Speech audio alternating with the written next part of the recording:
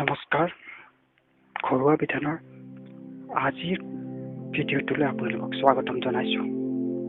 আজি মই গলৰ ইনফেকশ্যন অৰ্থাৎ থ্ৰট ইনফেকশ্যনৰ এটা অতি সহজ ঘৰুৱা বিধান দিবলৈ ওলাইছোঁ।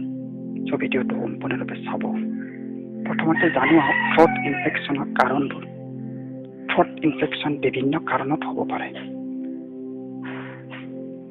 যেনে বেছিকৈ ঠাণ্ডা বস্তু খালে, যেনে কোল্ড ড্ৰিংকছ বা ফ্ৰিজৰ পানী আদি, বা ঠাণ্ডাৰ দিনত বেছিকৈ ঠাণ্ডা লাগিলে গলত,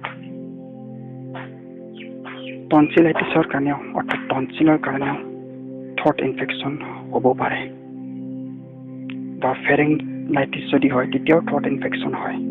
চ' থ্ৰট ইনফেকশ্যনৰ এনেকুৱা কেইবাটাও কাৰণ আছে।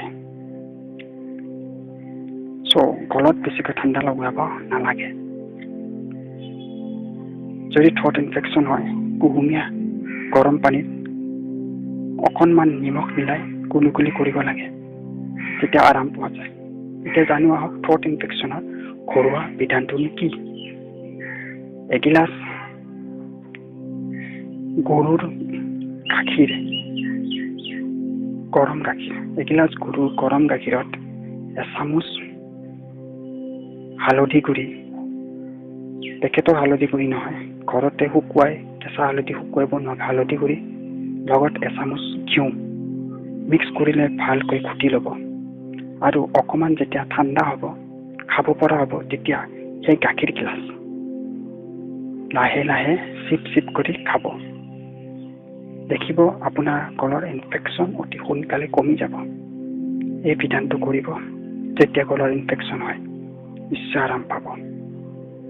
যদি ভিডিঅ'টো ভাল পাইছে, শ্বেয়াৰ, লাইক আৰু কমেণ্ট কৰিব। কমেণ্ট কৰি জনাব কেনেকুৱা সমস্যাৰ ঘৰুৱা বিধান আপোনালোকে বিচাৰে। লগতে শ্বেয়াৰ কৰিব যাতে অন্য লোকেও এই ঘৰুৱা বিধানবোৰৰ সুফল পাব পাৰে। লগতে ভৱিষ্যতে নতুন নতুন সমস্যাৰ ঘৰুৱা বিধান পাই থাকিবলৈ মোৰ চেনেলটো ছাবস্ক্ৰাইব কৰিবলৈ নাপাহৰিব। ধন্যবাদ।